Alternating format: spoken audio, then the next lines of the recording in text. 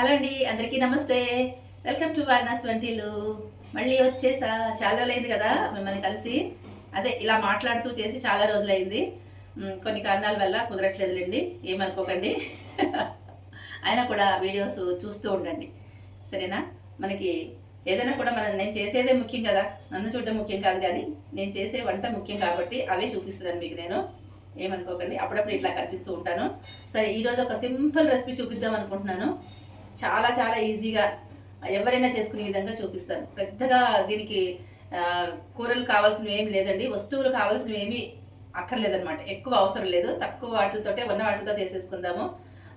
అదేనండి, మా అందరికీ ఇష్టమైన మజ్జిగ పులుసు చేసుకుందాం. మజ్జిగ పులుసులో కూరలు వేసుకుంటారు కదా, సొరకాయ వేసుకుంటారు, అలాగే వంకాయ, బెండకాయ, ములక్కాడ ఇట్లాంటివి, టమాటో అవన్నీ వేసుకుని చేసుకుంటారు. అవి ఏమీ లేకుండా ప్లెయిన్ మజ్జిగ పులుసు చూపిస్తాను మీకు. చాలా బాగుంటుంది, సూపర్గా ఉంటుంది అనమాట. మన ఇంట్లో కూరగాయలు లేనప్పుడు ఎలా చేసుకోవాలి అనేది మీకు చూపించబోతున్నాను.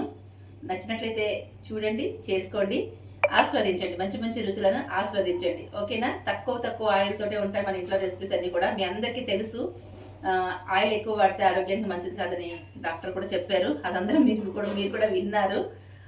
కాబట్టి మనం తక్కువ ఆయిల్ తోటి చేసుకుందామే హెల్తీగా. అయితే ఇప్పుడు ఏం చేద్దాము అంటే, నా దగ్గర కూరలు ఉన్నాయి, కానీ కూరలు లేకుండా కూడా మీకు ఎలా చేసుకోవాలి అనేది చూపించబోతున్నాను అనమాట.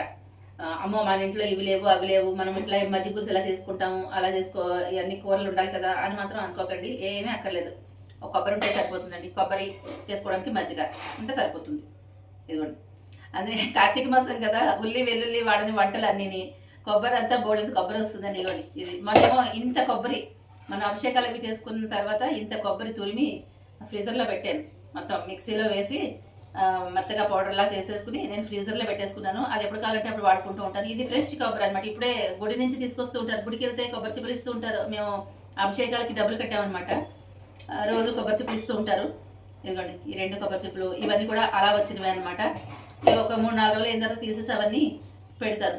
ఇంకోటి చెప్తానండి, ఈ కొబ్బరి తీసుకోవడానికి చక్కగా ఈజీగా తీసుకోవడానికి ఇదిగోండి, ఇట్లాంటి ఒక సాధనం ఉందనుకోండి, చాలా చాలా ఈజీగా తీసేసుకోవచ్చు అనమాట. కొబ్బరి మీరు తెచ్చి కొబ్బరి కొట్టిన వెంటనే ఏం చేస్తారంటే ఫ్రిడ్జ్లో పెట్టేసేయండి. ఫ్రిడ్జ్లో పెట్టిన తర్వాత 1 గంట 2 గంటలకి అది చల్లగా అయిపోతుంది కదా, అయిన తర్వాత ఇట్లా తీసేయండి. చాలా ఈజీగా వచ్చేస్తుంది తెలుసా కొబ్బరి. దీనికి కష్టపడాల్సిన అవసరమే లేదు. ఇదిగోండి, ఇట్లా తీసేసుకోవచ్చు అనమాట. ఈ చిప్పపడంగా తీసేసుకోవచ్చు. ఉండండి, ఇక్కడ పెట్టి తీస్తా. సరదాగా మీతో మాట్లాడాలి, మీకు మంచి టిప్స్ చెప్పాలని కాసేపు ఇలా మీతో మాట్లాడుతున్నా.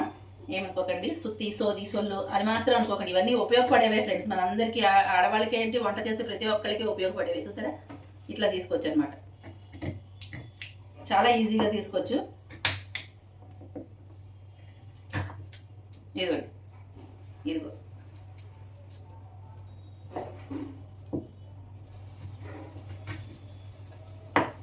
చూసారా.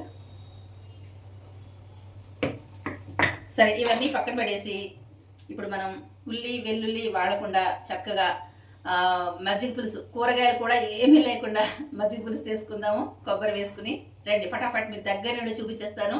చాలా ఈజీగా చేసుకోవచ్చు అనమాట. ఆలస్యం చేయకుండా మన వారణాసి వంటి ఇంటికి వచ్చేయండి. నాగార్జున అంటాడు కదా, ఆలస్యం చేయకుండా మన టీవీ, ఆలస్యం చేయకుండా మన ఇంటికి రండి. నేను మజ్జిగ పులుసు చేసేస్తాను, మీరు కూడా చేసేసుకోండి. ఓకేనా? ఇదిగోండి, ముందుగా మజ్జిగ పులుసు కోసం అని చెప్పి మజ్జిగ కావాలి. చూసారా, నేను మజ్జిగ ఇలాగా పలుచగానే చేసుకున్నానండి. కొద్దిగా పుల్లటి మజ్జిగ అనమాట. మన ఇంట్లో పుల్ల మజ్జిగ మిగులుతూ ఉంటుంది కదండి, ఎంతో అంతో మజ్జిగ మిగులుతూ ఉంటుంది కదా. ఆ మజ్జిగ అంతా ఒక దగ్గర పెడితే 4 రోజుల తర్వాత ఇలా మజ్జిగ పులుసు వేసేసుకోవచ్చు అనమాట. ఒక అన్నాదం అయిపోతుంది కదా. ఈ మజ్జిగని పక్కన పెట్టేసుకుందాము. పక్కన పెట్టుకుని ఇప్పుడు మనం దీనికి కావాల్సిన, నేను కూరగాయలు అవసరం లేదని చెప్పాను కదా, కూరగాయలు ఏం అవసరం లేదండి. ఒక మిక్సీ జార్ మాత్రం తీసుకోండి. తీసుకుని ఈ కొబ్బరి ముక్కలు వేసేసుకోండి. కొబ్బరి ముక్కలు కొంచెం ఎక్కువ వేసుకుంటేనే బాగుంటుంది. కొబ్బరి మజ్జిగ పులుసు అండి, దీని పేరు కొబ్బరి మజ్జిగ పులుసు.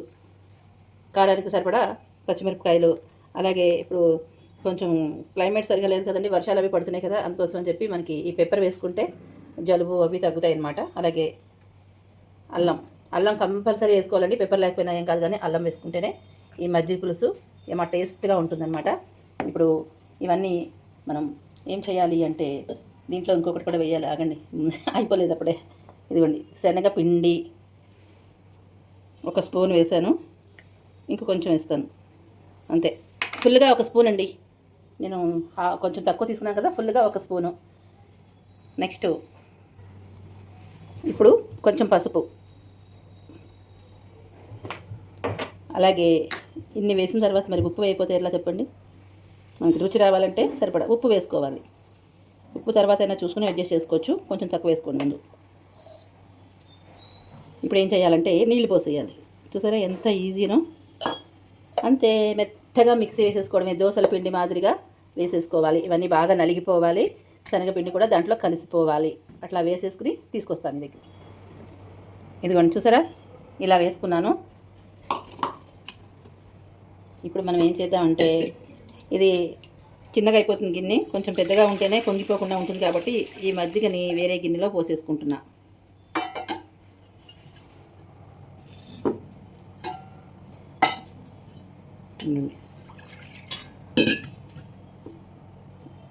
ఇందులో పోసేద్దాం. ఇప్పుడు ఈ మజ్జిగని ఇందులో పోసి పోసేసుకుందాం. ఇంకా ఎక్కువ మళ్ళీ నీళ్ళు పోస్తే ఎక్కువైపోతుంది కదా, అందుకని మజ్జిగని పక్కకు తీసుకున్నాను అనమాట. మజ్జిగతోటే తొలిపేసుకుందాం అనేసి. ఇంతే, ఇలాగే చేసుకోవాలి.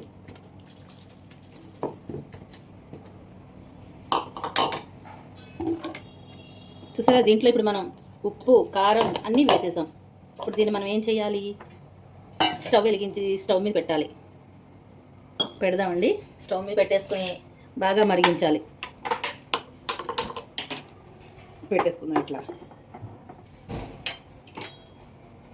బాగా మరుగుతుంది. మరిగిన తర్వాత దీంట్లో మనం పోపు వేసుకుందాము.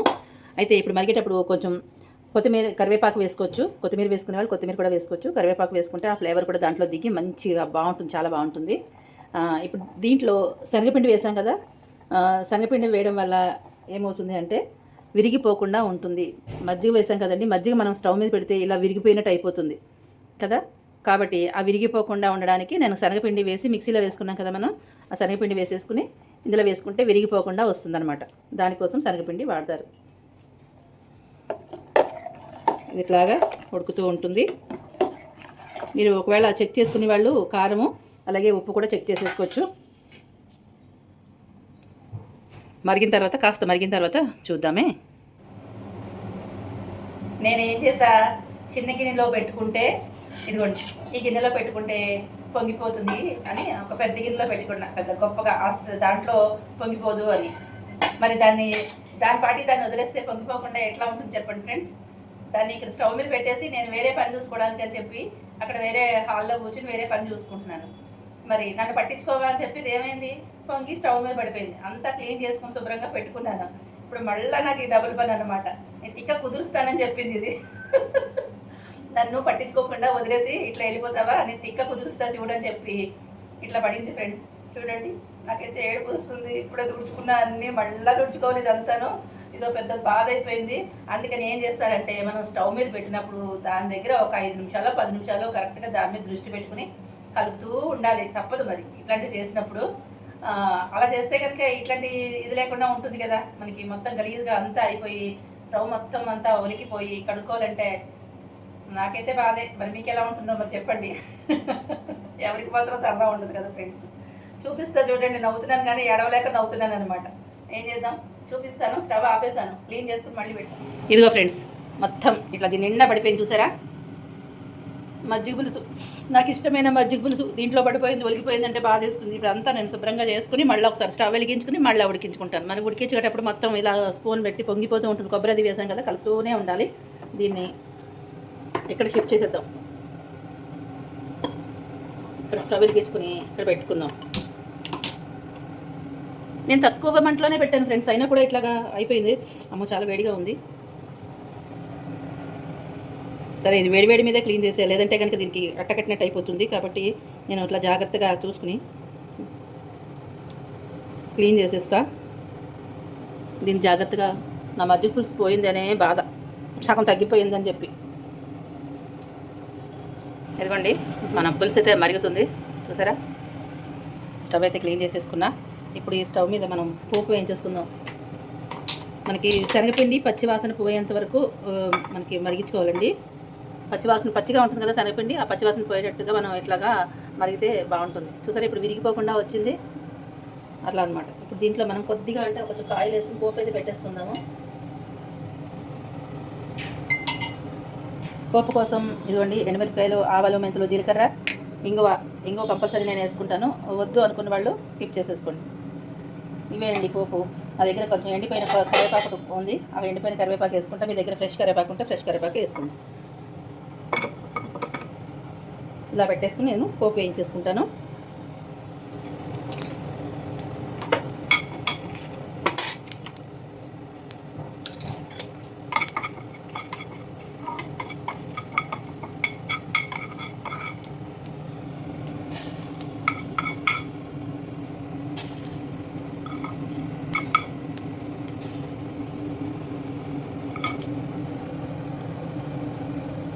పులుసు అయితే ఇలా మరిగిపోతుంది, చూసారా చక్కగా మరిగిపోతుంది. మీకు కొంచెం ఎల్లోగా కావాలనుకుంటే కాస్త పసుపు వేసుకోండి. నేనైతే కొంచెమే పసుపు వేసాను. పసుపు పోపులో వేసుకుంటే మంచి కలర్ వస్తుందండి. ఇప్పుడు కొంచెం వేడివేడి దాంట్లో మనం కొంచెం పసుపు వేద్దాం. స్టవ్ ఆపేసుకున్నాము. ఆ వేడికి కొంచెం పచ్చివాసన లేకుండా ఉంటుందన్నమాట.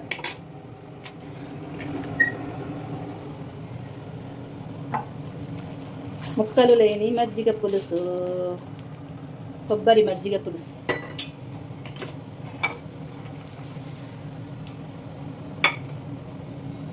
ఇంతేనండి, సూపర్గా ఉంటుంది తెలుసా. చాలా చాలా బాగుంటుంది, అద్దరిపోతుంది. నచ్చిందా మీకు? నచ్చితే లైక్ చేయండి, కొత్త వాళ్ళు సబ్స్క్రైబ్ చేసుకోండి. ఓకేనా? ఉంటాను. మరొక మంచి హెల్తీ రెసిపీ తోటి మళ్ళీ మీ ముందుకు వచ్చేస్తాను. స్కిప్ చేయకుండా వీడియోని ఫుల్గా చూసే ప్రయత్నం అయితే చేయండి. బాయ్.